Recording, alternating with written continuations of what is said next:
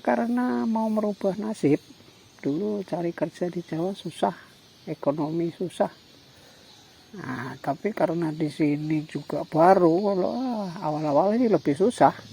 Pertanian tidak berhasil awal-awal karena dimakan babi, dimakan hama, semua dah kacau lah pokoknya. Hidup sebagai transmigran pada masa awal bukanlah hal yang mudah. Dibutuhkan perjuangan dan kerja keras untuk bisa bertahan di lingkungan baru yang tidak selalu bersahabat. Pagi yang cerah itu, saya berkesempatan mengunjungi kediaman salah satu transmigran di Desa Wonorejo, Kecamatan Seponti, Kabupaten Kayong Utara, Kalimantan Barat. Bukan sekedar untuk berkunjung, saya juga ingin mengetahui lebih dalam bagaimana kondisi mereka kini, serta kisah perjalanan yang telah mereka lalui demi membangun kehidupan di tanah perantauan ini. Beliau adalah Mbah Jasdi, lansia berusia 67 tahun dengan penuh kenangan menceritakan kembali perjalanan panjang hidupnya. Dari tanah kelahirannya, ia menempuh perjalanan jauh menuju tanah transmigrasi. Sebuah babak baru yang mengubah jalan hidupnya. Dari daerah Boyolali, Transwakarsa tahun 1987 akhir berangkat sampai sini sampai 1988. Dari daerah Boyolali, tepatnya di Desa Silorejo, Kelurahan Sampetan, Ampel, Boyolali, Jawa Tengah. Alasan Bapak pindah ke sini kenapa? Ya karena mau merubah nasib. Dulu cari kerja di Jawa susah, ekonomi susah. Itu berapa ya? Pokoknya naik kapal kayu, kapal barang. Itu enggak salah 50.000 kalau salah itu. Satu jiwa. Nah, saya hanya 3 jiwa. Tapi yang anak kan masih kecil, enggak bayar. 2 jiwa lah. Terus dari Pontianak sampai ke Paket, ke Sponti ini naik kapal tambang Bone. Itu biayanya berapa? Itu 10.000 lah salah itu dulu biaya ke sini. Setibanya di tanah transmigrasi, kehidupan awal Mbah Jasdi ternyata tidak semudah yang ia bayangkan. Keinginan untuk meninggalkan tanah Jawa demi menghindari kesulitan hidup justru membawanya pada tantangan baru yang tak kalah berat. Tahun 1988, Mbah Jasdi bersama puluhan rekannya datang menggantikan para transmigran sebelumnya yang datang di tahun 1983. Mereka telah lebih dahulu menyerah dan meninggalkan tempat ini. Betapa tidak, wilayah yang mereka tempati saat itu masih berupa hutan lebat, terpencil, jauh dari pemukiman, tanpa akses jalan, dan yang paling menakutkan adalah seolah tak ada tanda-tanda kehidupan manusia di sana. Dulu waktu Bapak sampai ke sini, bagaimana keadaan di Tran ini, Pak? Tran ini kosong, orangnya enggak kerasan, banyak yang pergi, maka datangkan Swakarsa yang orang yang dulu pulang karena sudah di sini bilang ada rumah kosong, maka teman saya itu 18 kakak 80 jiwa itu berangkat ke sini. Nah, tapi karena di sini juga baru, kalau awal-awal ini lebih susah. Kerja kayu, balok pertama karena tidak ada kerjaan. Terus kerja somel. Nah, habis itu sambil bertani, tapi pertanian tidak berhasil awal-awal karena dimakan babi, dimakan hama, semua dah kacau lah pokoknya.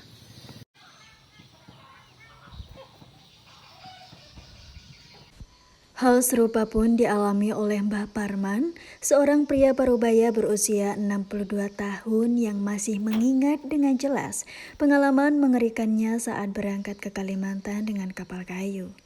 Hari itu Laut Jawa sedang bergelora hebat. Ombak tinggi menghantam lambung kapal seolah ingin menelannya. Kapal kayu, kapal gowo sayuran. Sekonjolnya Rene. Bulan rolas pisan. Ngapa emang enak bulan rolas? Diri jadi sini. Kok iso? Ombak agak gede-gede deh. Oh. Apa kapal ki mlakune maju ngono opo kanan kiri. Ora sok arane iki gur mati kapan ngono. Ora sok. Ya arep olah piye arep Nandur ora iso to nandur ngono. nandur jagung tak ke babi biyen iki. Oh. Karo iki. Nandur sayur ora payu. Ngapa ora payu? Tuku sapa wonge ora ndek dhuwit. Nandur pari iki kemampuane mung seprapat.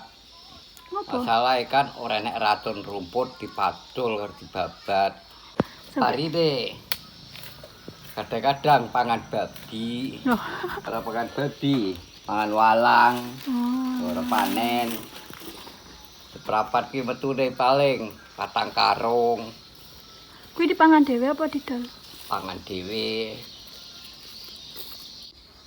Habis kuwi enek racun rumput. Nak nandur sak hektar. Hasile wis kadang-kadang iso 20 karung, 20 karung. Terus kuwi didol dituku sayuran karo genyaretang rondap. Wayahe nandur neh ya wis entek.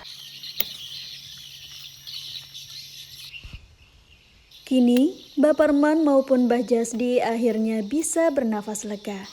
Berkat hasil dari kebun sawit miliknya, ia bersama warga desa dapat hidup dengan lebih layak. Tak seperti dahulu, ketika untuk mendapatkan kebutuhan pokok saja mereka harus menembus hutan belantara dan menghadapi berbagai kesulitan.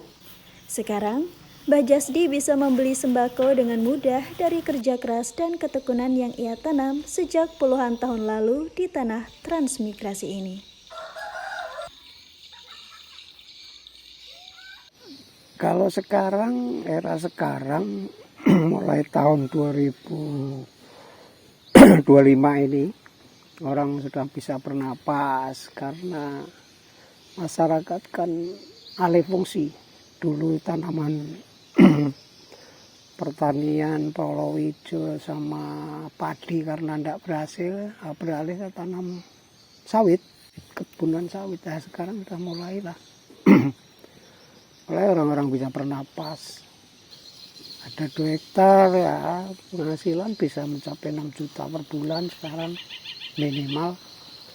Ya rata-rata di kampung sini, khususnya TR8 lah, udah bisa bernapas lah daripada tahun-tahun 87, 90 sampai tahun 2000 masih susah. Sekarang udah mending lah, orang-orang bisa bernapas, bisa hidup. Om, harga sawit gimana Om sekarang? Lumayan. Berapa sekarang harganya? Harganya 28. 28. Ini nanti buahnya mau dikirim kemana Om? PT. Jauh kah dari sini? Lumayan 3 jam. Jadi sana nampung buah sawit dari warga di sini Om ya? Iya, warga lokal ditampung sama Oke.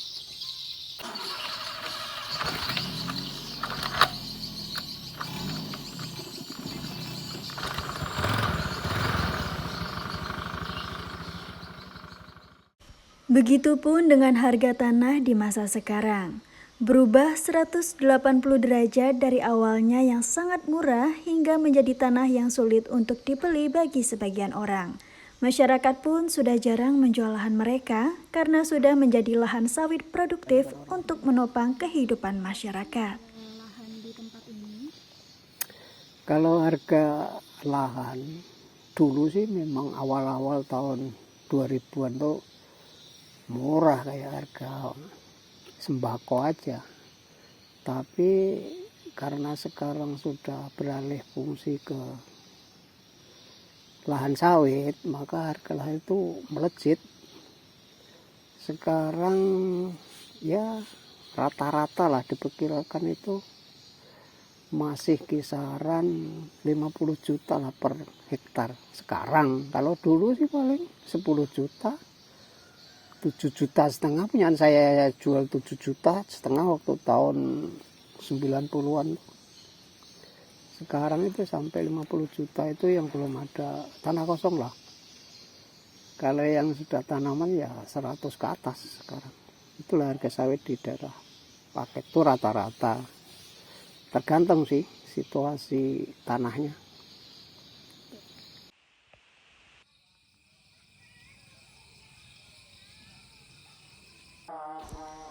Dan inilah suasana malam hari di Desa Transmigrasi yang masih tampak sepi dan gelap.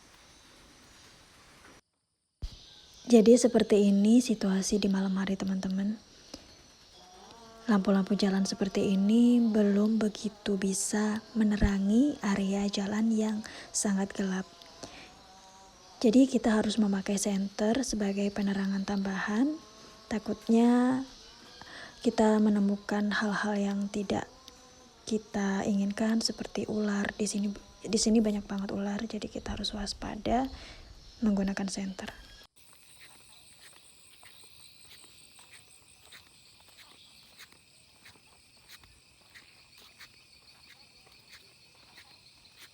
Aula